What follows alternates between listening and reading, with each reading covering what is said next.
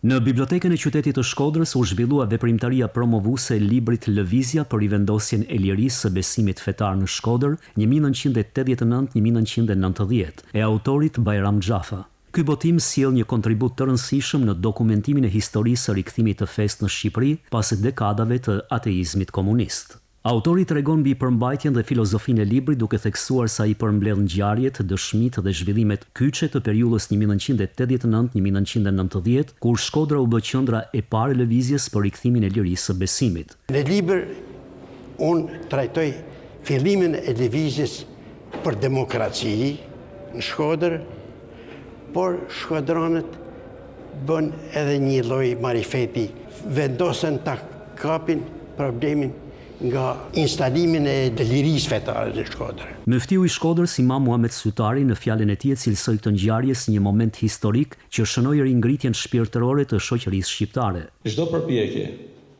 për ta rrënuar dritën e Zotit, thirrjen e tij, bekimet e tij, lidhjen me dashninë e tij, nga kushdo qoftë, në çdo kohë, nga e shkuara e sotmja e në të ardhmen, është një përpjekje e dështuar.